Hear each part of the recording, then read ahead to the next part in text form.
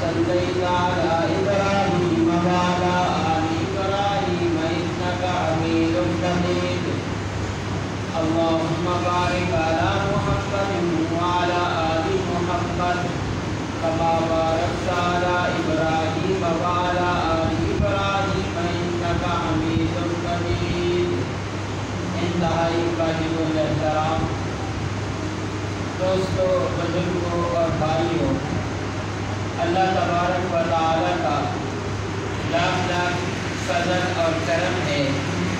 اللہ تعالیٰ نے ہم سب کو اپنے گھر میں آنے کی توفیق بخشی ہے۔ دعا فرمائے اللہ تعالیٰ میری آپ کی اس حاضری کو اپنی بارگاہ میں قبول فرمائے۔ میرے واجب الاحترام دوستو، میں اپنے موضوع کی طرف آنے سے پہلے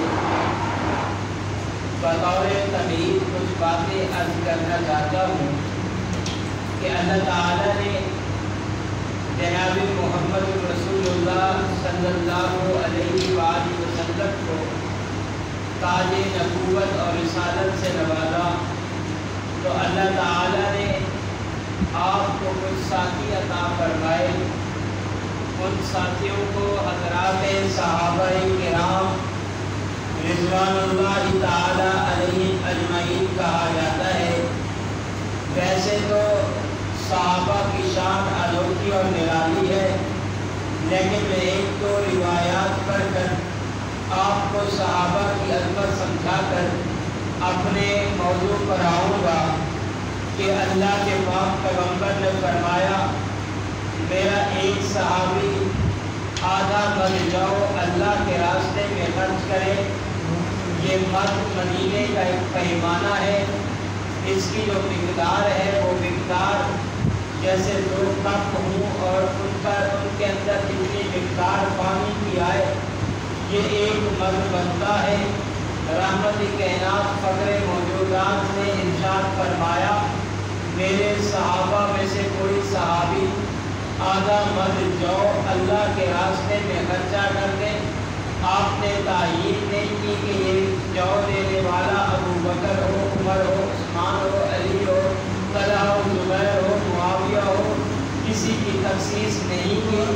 آپ نے فرمایا میرا کوئی صحابی آدھا مد جو اللہ کے راستے میں خرچ کرے، اس کے مقابلے میں آمی بندہ اود پہاڑ کا سونا خرچ کر دے، جتنا اود پہاڑ ہے اتنا سونا اللہ کے راستے میں دے دے۔ جو حضرات اود پہاڑ کو دیکھ کر آئے ہیں، ذرا ان سے پوچھنا کہ یہ کتنا لمبا پہاڑ ہے۔ فرمایا وہ جو پہاڑ تم خرچ کرو گے اس کا مقابلہ آدھے مد جو کے ساتھ نہیں ہوگا۔ اس کی وجہ کیا ہے کہ جس نے آدھا مد جو دیا اس نے ایک تو صدقہ کیا، دوسرا میرے محمد کے چہرے کی زیارت کی ہے۔ تو جہاں صدقہ کرنا عبادت ہے وہاں محمد کا چہرہ دیکھنا بھی عبادت ہے۔ تو اس کے ساتھ دوسرے آدمی کو صدقے کا ثواب تو ملا، لیکن آقا کی زیارت کا ثواب نہیں ملا۔ یہ شان ہے صحابہ کرام رضوان اللہ تعالی علیہم اجمعین کی۔ میں اس کے آگے اور بھی ایک بات عرض کر دوں۔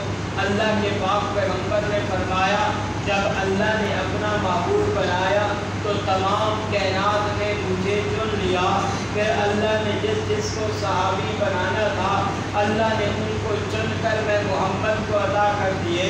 یعنی معلوم یہ ہوا جس طرح میرا پیغمبر چنا ہوا ہے، میرے پیغمبر کے یار بھی چنے ہوئے ہیں۔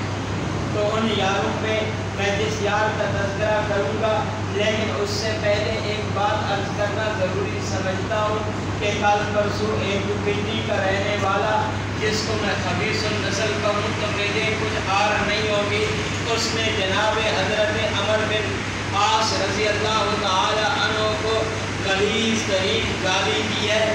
وہ ایسا خبیث النسل ہے، خود کو کہتا تو سنی ہے، خود کو کہتا تو مسلمان ہے، لیکن سنی کے لبادے میں مرافضی ہے۔ اس نے حضرت عمر بن عاص کو ننگی گالیاں دی ہیں۔ اب وہ کہتا ہے مجھ سے سبقت لسانی ہوئی، میں نام کسی اور کا لینا چاہتا تھا، میری زبان سے حضرت عمر بن عاص کا نام نکل گیا۔ تو ایک عالم دین نے کہا تیری سبقت لسانی صحابہ پہ ہوتی ہے، کبھی कभी बाप पर तो नहीं हुई, कभी बाप को तो नहीं भूला। तुझे नबी के यार इतने सस्ते लगते हैं कि तू जो कुछ कहता रहे, फिर कहीं मुझसे सबकत लिसानी हुई है। ये कौन अमर बिन आस रज़ी अल्लाह तआला अन्हु है? ये वो अमर बिन आस रज़ी अल्लाह तआला अन्हु है। जब तक इस्लाम नहीं लाया तो उस वक़्त मेरे मोहम्मद का दुश्मन था। जब अल्लाह के नबी के कुछ सहाबा जब इथोपिया यानी कि हबशा की तरफ हिजरत करके गए, जब वहाँ पर पहुँचे तो कुफार की तरफ से जो वफद गया उसकी क़यादत करने वाला यही अमर बिन आस है। अमर बिन आस कहता है, मैंने नजाशी बादशाह को कहा इनको हमारे हवाले करो, ये मुसलमान हमारे दुश्मन हैं। तो नजाशी तो पहले मुसलमान हो चुका था। उसने कहा कैसी बात करते हो, ये मोहम्मद ये उसके नुमाइंदे हैं जो सारी कायनात के लिए निजात दहिंदा बनकर आया, मैं तुम्हें नहीं दे सकता। अमर बिन आस कहता है, मुझे वहाँ पे पहला धचका लगा कि देखे उस मोहम्मद का दीन तो बादशाहों तक पहुँच गया है। वापस आया, अपने कुफार को बुलाया, कहा मेरी मानो, उस मोहम्मद को मान लो, उसकी बात को मान लो, वरना वो वक्त दूर नहीं जब हमें मक्के से जलील करके पैर निकाला जाएगा। कहता है एक रात सोया हुआ था, सोने के बाद मैं यकदम उठा तो सोचने लगा कि अगर हमारा अकीदा ये है कि हम मर कर मिट्टी हो जाएंगे और उसके बाद मोहम्मद का अकीदा ये है कि दोबारा उठोगे, हिसाब व किताब होगा, फिर एक और जहान होगा जिसे आखिरत का जहान कहते हैं। अगर अच्छे अमाल करके गए तो जन्नत, बुरे अमाल करके गए तो जहन्नम। अगर खुदा न खास्ता मोहम्मद की बात ठीक हो कि वो अपने ख्याल में कह रहा है तो इसका मतलब ये है हमारी दुनिया भी अच्छी ना गुजरी, फिर आखिरत भी अच्छी नहीं गुजरेगी। क्यों ना मैं उस मोहम्मद की बात मान लूँ, हो सकता है उसकी बात सच्ची हो, मेरी दुनिया भी अच्छी गुजर जाए, मेरी आखिरत भी अच्छी बन जाएगी। वो कहते हैं मैं उठा, मैंने दिन को सफ़र शुरू किया मदीने की तरफ जाने के लिए कि मैं मोहम्मद करीम के पास जाता हूँ। फिर वहाँ जाकर बात होगी, आगे आए तो देखा हज़रत खालिद बिन वलीद रज़ी अल्लाह तआला अन्हु वो भी एक जगह पर बैठे हैं और उनके दिल में भी यही ख्यालात उठ रहे हैं। अभी वो मुसलमान नहीं हुए, दोनों आपस में मिले, सलाम दुआ हुई। उसने कहा अमर कहाँ जा रहे हो? इसने कहा बात ये है, तू है तो बड़ा आदमी, मुझे भी पता है तो मुसलमान नहीं है, लेकिन मोहम्मद के मुकाबले में मैं तुझे बड़ा नहीं मानता। मैं इस्लाम की अजमत को जान चुका हूँ, मैं मदीने की तरफ रफ्ते सफर बांध चुका हूँ और मैं मदीने में जाकर मोहम्मद अरबी के हाथ में हाथ रख के मुसलमान होने जा रहा हूँ। तो वो हज़रत खालिद बिन वलीद ने कहा यार मेरे दिल में भी यही ख्यालात उठ रहे हैं, क्यों ना हम दोनों इकट्ठे चल पड़े। इधर ये चले, उधर जिब्रील अमीन अल्लाह के पैगम्बर के पास आया, आकर बताया, हुजूर ने सहाबा को बुलाया और मेरे यारों वफादारों फरमा बरदारों, आज मक्के की ज़मीन ने अपने दिल के दो टुकड़े काट के तुम्हारी तरफ भेज दिए हैं, थोड़ी देर में वो आने वाले हैं। ये दोनों पहुँचे, हज़रत खालिद बिन वलीद ने आका के हाथों में हाथ लेकर फौरन कलमा पढ़ा और मुसलमान हो गए।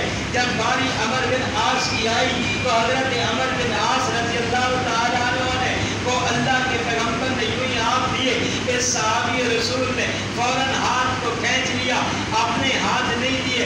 उलमा ने लिखा है मक्के के ज़हीन फ़कीर लोगों में से एक बंदा अमर बिन आस भी था। अल्लाह के नबी ने पूछा क्या हुआ, हाथ क्यों खींच लिए, मेरे ऊपर ईमान क्यों नहीं ला रहे?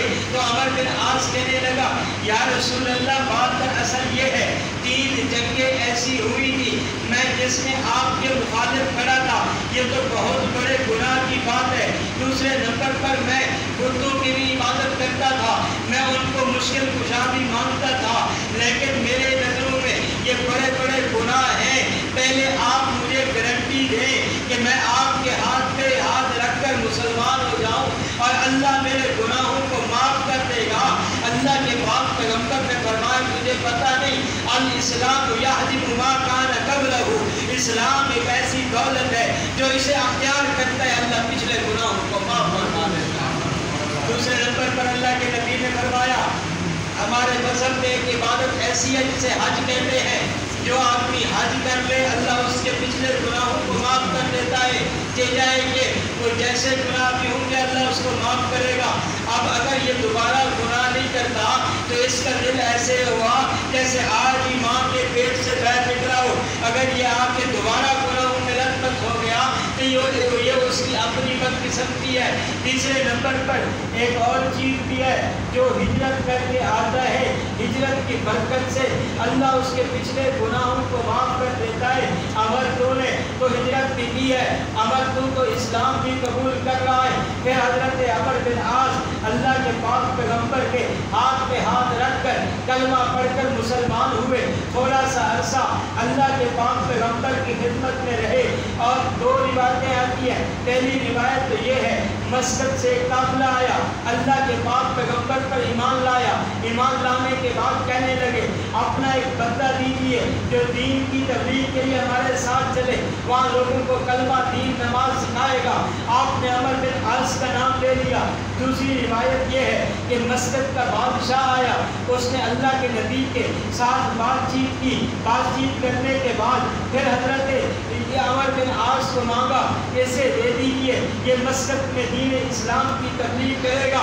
اللہ کے پاک پیغمبر نے دے دی۔ بہرحال جو بھی بات ہو، آپ پہنچے مسجد میں ہیں، جب مسجد میں پہنچے آپ نے دین سکھایا تو وہاں کا بادشاہ کہنے لگا عمر بن عاص دین میں تو اول، میں مؤخر، میں دوسرے نمبر پر ہوں، کیونکہ تو نے دین محمد رسول اللہ سے سیکھا، میں نے دین تجھ سے سیکھا۔ جس طرح دین میں تمہارا اول ہے اس طرح دنیا میں بھی تو ہمارا اول بن۔ آج کے بعد یہ قصر خلافت، یہ خلافت والا تاج میں اپنے سر نہیں رکھتا، اے عمر بن عاص میں تیرے سر کے اوپر رکھتا ہوں۔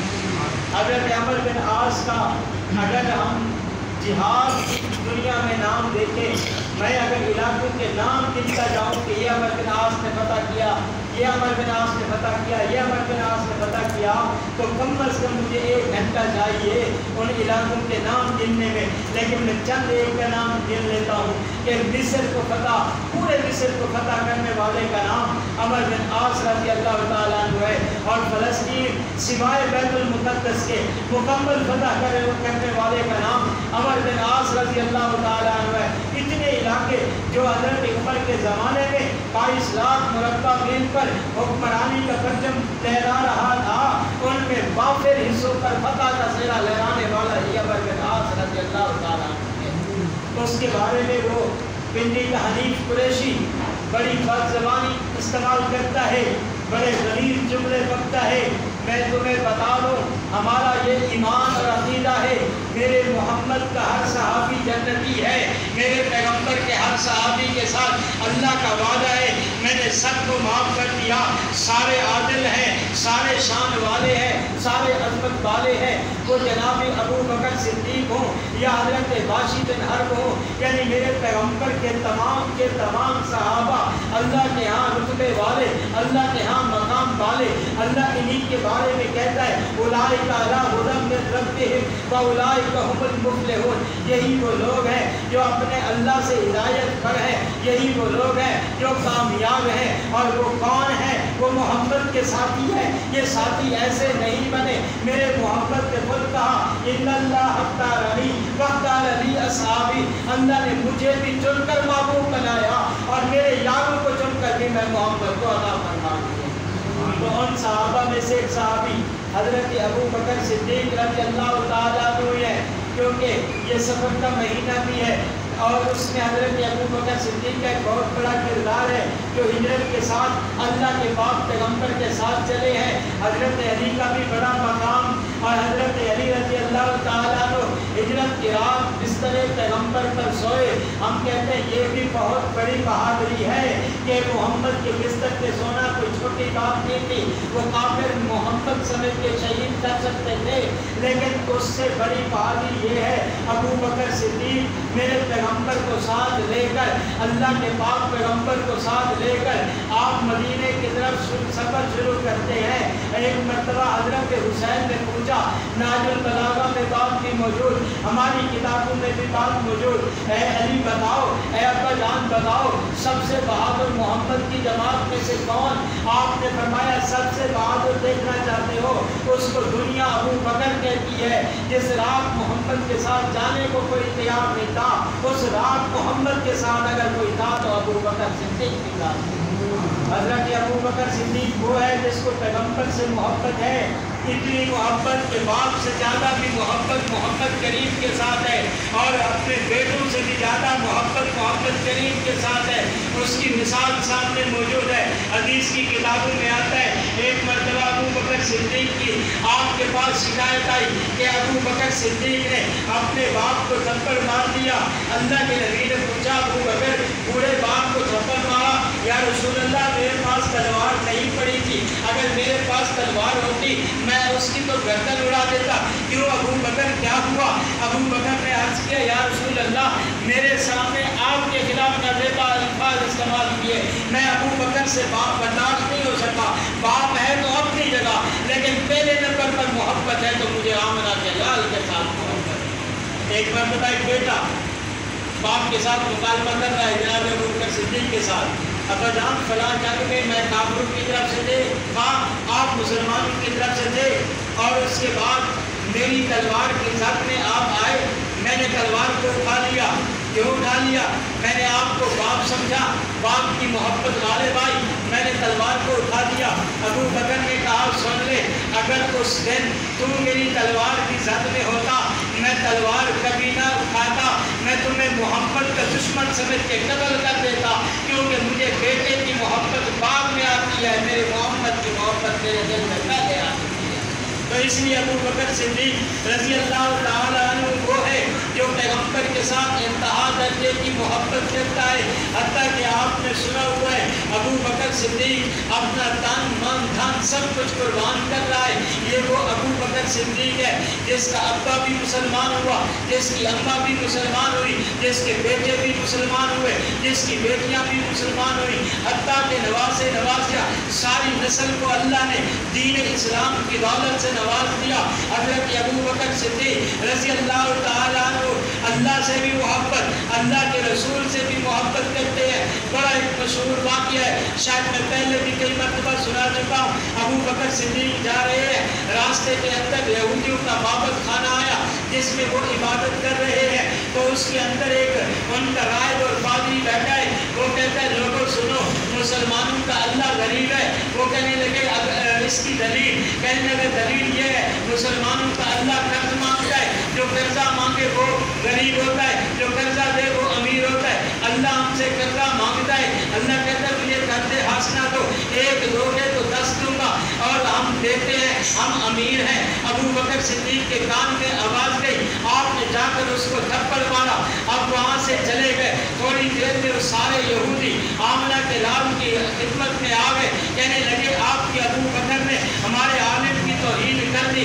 اللہ کے نبی نے فرمایا میرا گمان یہ ہو سکتا ہے وہ عمر ہوں گے، ابو بکر نہیں ہو سکتا، ابو بکر تو رقیق القلب ہے، ابو بکر تو نرم دل والے ہیں، وہ کیسے کر سکتے ہیں؟ نہیں دن چڑھا ہوا تھا، ہم نے دیکھا وہ ابو بکر صدیق تھا۔ اللہ کے نبی نے بلایا، ابو بکر یہ تیری شکایت لے کے آئے۔ جی یا رسول اللہ تو نے ان کے عالم کو تھپڑ مارا؟ جی یا رسول اللہ مارا۔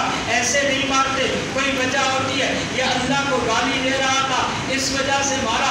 وہ مکر گئے، کہنے لگے ہم نے تو ایسی بات نہیں کی، میں آپ کی زبان میں کہوں انہوں نے یوں ٹک لے لیا کہ ایسا نہیں ہے، ہم نے تو کچھ کہا ہی نہیں ہے۔ تو اللہ کے نبی نے فرمایا ابو بکر یا تو گواہ لے کر آؤ، اگر گواہ نہیں ہے یہودی کا تھپڑ تجھے لگے گا۔ اب زمین پر ابو بکر کی گواہی دینے والا کوئی نہیں تھا، وہاں تو سارے یہودی تھے، وہ تو مخالف ہو کر آ گئے۔ ابو بکر صدیق رضی اللہ تعالیٰ عنہ خاموش بیٹھے رہے۔ اللہ تبارک و تعالیٰ نے جبریل کو بھیجا، جبریل اللہ کا قرآن لے کر آیا، قرآن نے واضح کر دیا کہ اللہ نے اس وقت کی آواز کو سن لیا جو کہہ رہا تھا اللہ فقیر ہے ہم غنی ہیں، ابو بکر سچا ہے۔ ابو بکر کا گواہ اگر زمین پہ کوئی نہیں ہے تو عرش پر اللہ اس کا گواہ بن کے آ گیا ہے۔ تو ابو بکر صدیق کی صداقت کو اللہ کے نبی نے سلام پیش کیا، ابو بکر تیرا وکیل صفائی تو خود خدا بن گیا۔ یہ وہ ابو بکر ہے، اللہ کے پاک پیغمبر نے ایک مرتبہ اعلان کر دیا لوگوں میں نے جہاد کرنا ہے، جہاد کی وجہ سے ہمیں چندے کی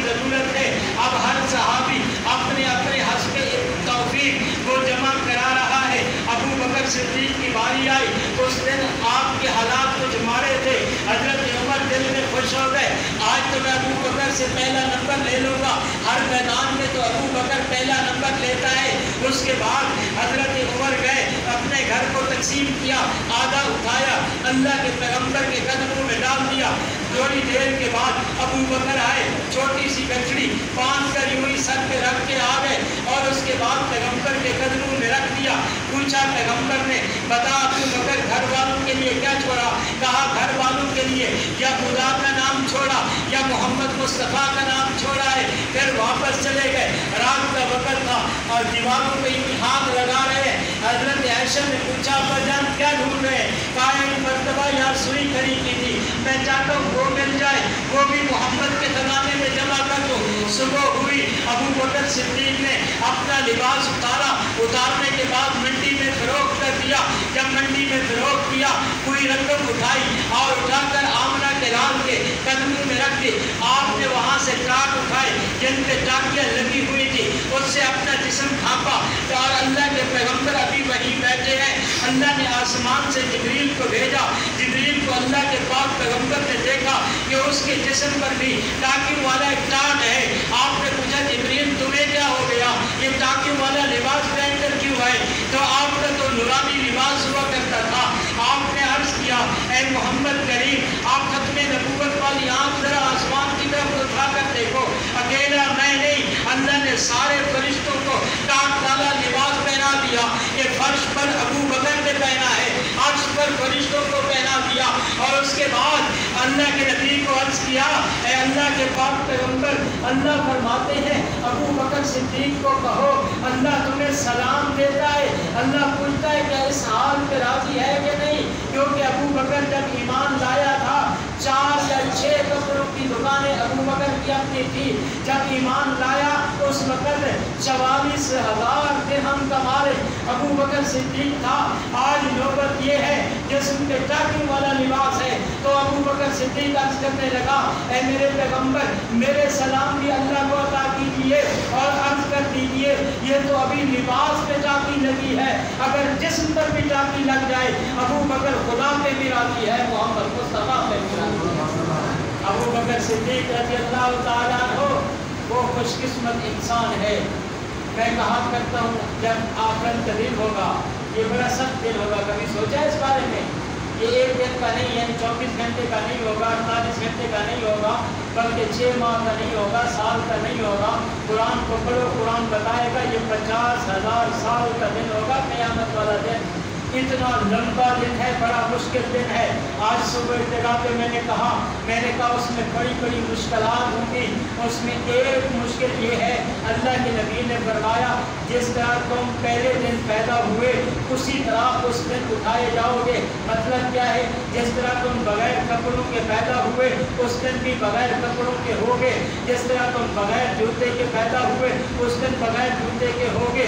हज़रत आयशा ने जब ये बात सुनी, आप डर गई। पूछा, या रसूलल्लाह, उस वक़्त औरतें भी होंगी, मर्द भी होंगे, जब कपड़े नहीं होंगे तो क्या आलम होगा?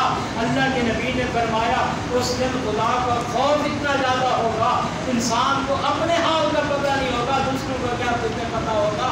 उसके बाद वहाँ एक मुश्किल ये है, अब पाँव में जूती नहीं है और सूरज जो है एक नेज़े की मुसाफत पे है और उसके बाद ये ज़मीन तांबे की तरह गर्म हो चुकी होगी। वहाँ पे 50,000 साल खड़ा रहना पड़ जाएगा। टांगे भी शल हो जाएंगे, पाँव भी शल हो जाएंगे और नीचे से पाँव चलने भी लग जाएंगे।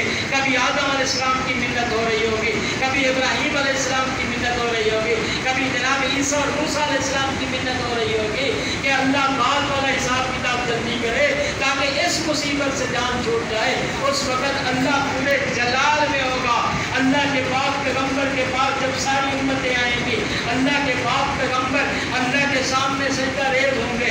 सजदा रेज़ होने के बाद अल्लाह के पाक पैगंबर को अल्लाह जवाब बताएगा, या मोहम्मद इरफा रासका सल्तोता इश्वा दुशफा, ऐ मेरा पैगंबर अपने सर को उठाइए, आप सवाल कीजिए, आप सिफारिश कीजिए, मैं रब सिफारिश सुनने के लिए तैयार हूँ, आपको जवाब देने के लिए तैयार हूँ। اللہ کے पाक पैगंबर अर्ज करेंगे अल्लाह हिसाब वालों का हिसाब ले ले, अल्लाह इनसे जल्दी हिसाब व किताब ले, जजा वालों को जजा दे, सजा वालों को सजा दे।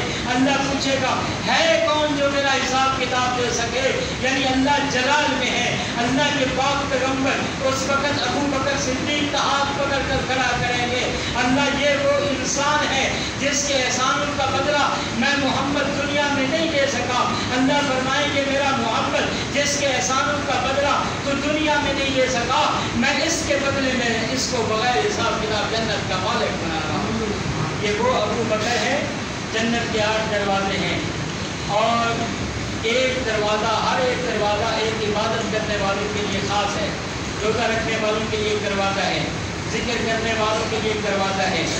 तो जो ज़ाकिर होगा जिक्र करने वाला उसको वो दरवाज़ा बुलाएगा, हमेशा रोज़ा रखने वाला होगा उसको वो दरवाज़ा बुलाएगा, मेरे अंदर से होके जन्नत में दाखिल हो जा।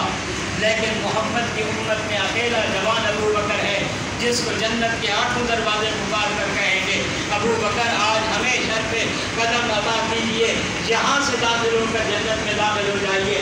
ये वो अबू बकर सिद्दीक है। हज़रत अबू बकर सिद्दीक वो इंसान है, अल्लाह के पाक पैगंबर ने फरमाया मा बैन बैती व मिंबरी रौज़तुन मिन रियादिल जन्नह, लोगों मेरे घर से लेकर मेरे मिंबर तक, मेरे मिंबर से लेकर मेरे घर का ये जो टुकड़ा है ये जन्नत के बागों में से एक बाग है। उस जन्नत के बाग में मेरा मोहम्मद भी आराम कर रहा है, साथ में अबू बकर सिद्दीक भी आराम कर रहा है। तो शायर कहता है जन्म सीने नाल लावे मोहम्मद हटा कोई नहीं सकता, जैकू बगल सुमावे मोहम्मद उठा कोई नहीं सकता। ये अबू बकर उमर की शान है जहाँ पर रोज़ाना 70,000 फरिश्ता फजर के वक्त आता है, 70,000 फरिश्ता शाम के वक्त आता है और इनको एक मरतबा जब बारी मिल गई क़यामत तक दोबारा बारी नहीं मिलेगी। यानी रोज़ाना 70,000 फजर को 70,000 शाम को वो सलातो सलाम पढ़ने के लिए मोहम्मद करीम के रोज़े पे नाज़िल होते हैं। जो रहमत मेरे मोहम्मद पे आती है वही रहमत अबू बकर उमर के ऊपर भी आ रही होती है। जो जितना मर्जी तबर्रा कर ले, जो जितना मर्जी बकवासात कर ले, इनका तबर्रा, इनकी बकवासात इनके मुंह से आगे नहीं जाएगी। अबू बकर उमर वहाँ मदफन है जहाँ पर मेरे अल्लाह की फजर को भी रहमत नाज़िल होती है, रात को भी रहमत नाज़िल होती है। जो हज़रात देख कर आए हमसे पूछो, मक्के में रहते हैं सब कुछ याद रहता है, जब मदीने की बस्ती में आते हैं दुनिया ही भूल जाती है, ऐसा लगता है कि हमने जन्नत के अंदर कदम रख लिया है। ऐसी रब की रहमत बरस रही है, ऐसी रहमत बरस रही है कि इंसान वहाँ पर, मैं यूँ कहूँ तो बेजानी होगा, इंसान दुनिया से गुम हो जाता है। वो कहता है बस यहाँ से ना जाऊँ। मैंने बहुत सबको देखा है जब मदीने से वापसी हो रही है ऐसे रो रहे थे, ऐसे रो रहे थे जैसे बच्चे को दूध ना मिले तो वो रोता है, बेकरार हो जाता है। जब उनकी मदीने से छुट्टी होती है तो वो भी ऐसे रो रो के बेकरार हो रहे होते हैं कि आज हमसे मदीने की जो है ना जुदाई हो रही है, हमसे बर्दाश्त नहीं हो रहा। शायद मैंने पहले भी बताया हमारे बुजुर्गों में से बुजुर्ग गुजरे हैं, नाम अबू यज़ीद सुल्तान मुल्तान के हैं। वो कहते हैं मैं मदीना मुनव्वरा में गया, मदीना मुनव्वरा में पहुंचा तो वहाँ देखा एक छोटा सा बच्चा है, वो बच्चा हड्डियाँ खा रहा है, जो हमने गोश्त खाया उसकी हड्डियाँ फेंक दी, अब वो हड्डियाँ खा रहा है। मैंने उसे बुलाया, मैंने कहा बेटा हड्डियाँ क्यों खा रहे हो? कहते हैं मेरा अब्बा भी नहीं है, मेरी अम्मा भी नहीं है, यतीम हूँ। मदीने वाले ने, इस मदीने में मेरा और कोई नहीं है, अब मुझे खुराक तो चाहिए, अब रोटी तो चाहिए। उसके लिए मैं देखता हूँ कोई रोटी खाता है, जब वो कचरा फेंकता है वो भी खा के गुजारा कर लेता हूँ। हज़रत ने फरमाया मैं यहाँ की गवर्नमेंट को दरख्वास्त देता हूँ, तुझे अपना बेटा बनाता हूँ, तुझे पाकिस्तान ले जाऊँगा, तेरी तारीफ दिलवाऊँगा, तेरी परवरिश करूँगा, तरबियत करूँगा, बड़ा हो जाएगा शादी करूँगा, मेरे साथ चलता है। वो पहले एक लम्हा के लिए खामोश हो गया, थोड़ी देर के बाद कहने लगा चाचा एक बात बता। मैंने कहा जी पूछ। रोज़े रसूलुल्लाह की तरफ इशारा किया,